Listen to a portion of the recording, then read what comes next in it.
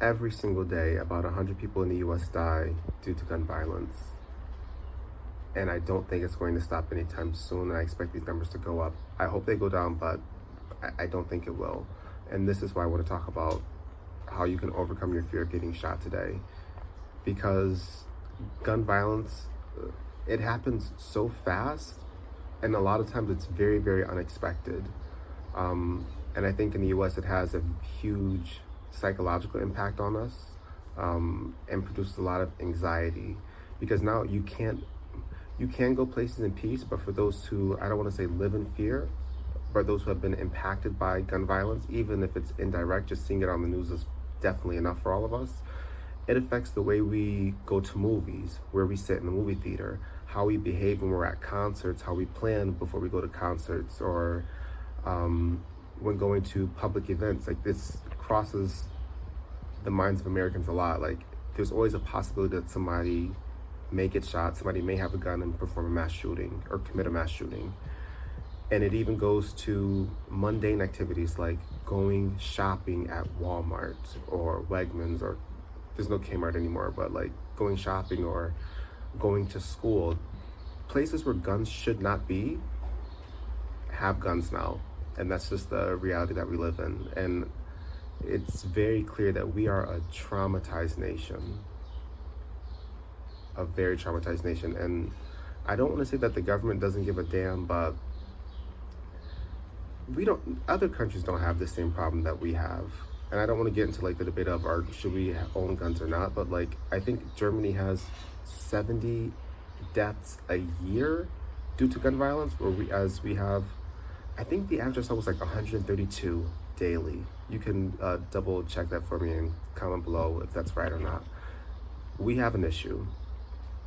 So if you are scared of mass shootings, being caught in the crossfire, being shot, or if you have been shot at, or in and or near a public shooting or mass shooting, then this is for you, and I hope this helps. But let me give first a little bit of background in case you're new to the subject of lucid dreaming. So basically, I'll try to do this fast. A lucid dream is a dream where you become aware that you are dreaming. So in the middle of the dream, you're looking around and you're saying to yourself, oh, I'm dreaming right now. And typically at this point, you may have some influence or control over the dream itself. And lucid dreams can impact your waking life. I'll give two examples that I've been giving a lot. One example is when you have a dream about somebody, for example, maybe your partner cheating on you or your best friend lying to you, and then you wake up and you feel a certain type of way towards them, a bit negative, or a bit, you don't like them as much as before because you had a dream. And now you know this dream is completely unreal. These things did not happen, but yet there's still this lingering emotional effect that the dream has had on you. Another example would be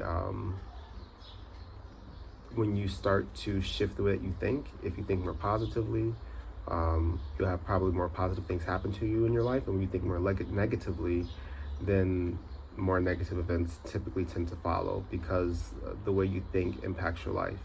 So likewise, with lucid dreaming, you can create experiences that you want to linger or transfer over into your waking life, whether that's positive, or maybe if you want something negative to happen, that can happen too. But typically, we want something positive to come out of lucid dreaming. So you can use these lucid dreams as a type of dream simulation to transfer emotions based on experiences that you have created.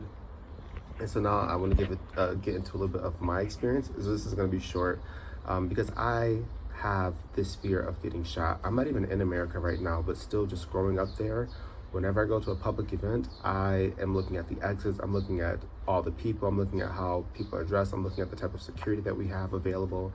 I am like, my head is on a swivel nonstop, just trying to be aware of, okay, if shit pops off, what am I gonna do? How am I gonna take care of the people that are with me, and where are we gonna go? And you can't really be present or live in the moment when you have fear. And that's the worst part about this. So in one of my lucid dreams, I decided to face my fear of getting shot. And so I was in some type of grocery store, I think Wegmans maybe, that's like a Rochester, New York thing.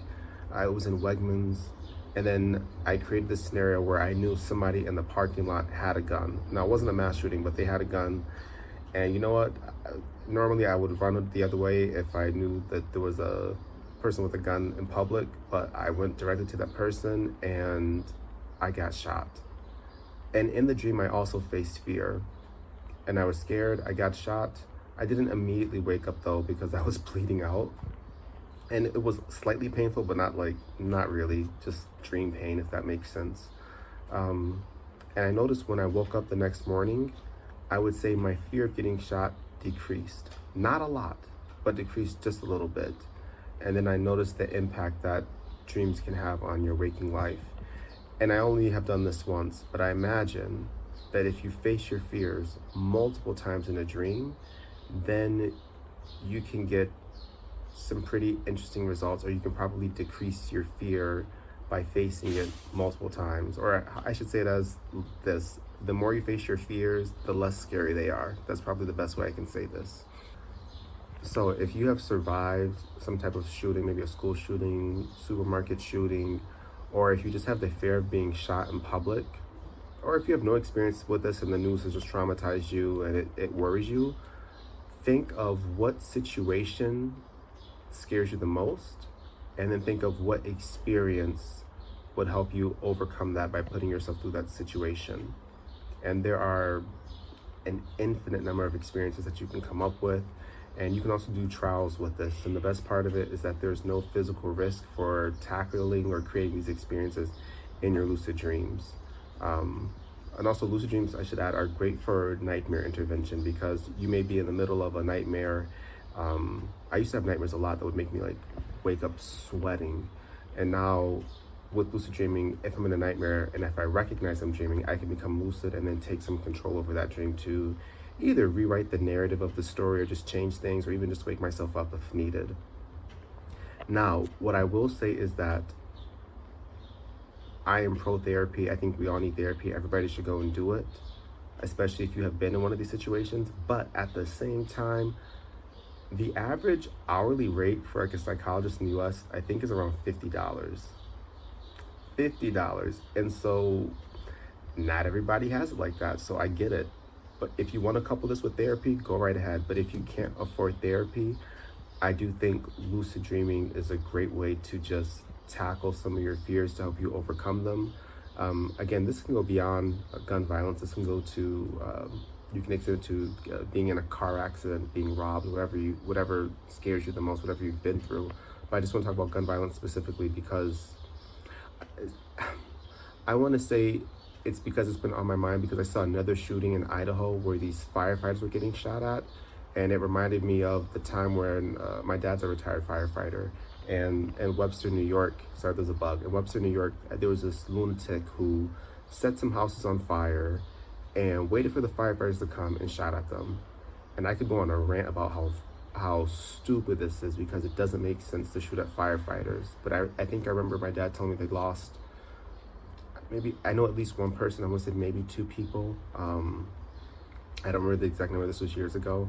But anyway, gun violence it's terrible. It affects all of us in some way or some form in the US. And honestly, this is not even just an American problem anymore. I've noticed more and more internationally, there are other shootings, people bringing guns to school. I think I've seen a couple of them happen in Serbia. I think I remember one in the Czech Republic as well. So this is becoming an international problem, not just an American problem, even though in America it's abnormal. So if you want to learn how to lucid dream, in the description, I'm going to leave a link to a free lucid dreaming course that I created to help people learn how to lucid dream. If you know someone who has been through anything like this, or who is also scared of gun violence, or if you think this can help them, please share this with them. If you like this video, or if you found this topic helpful, you can leave a like, which also will help my channel as well, because I would like to start producing more lucid dreaming content and talking about this more.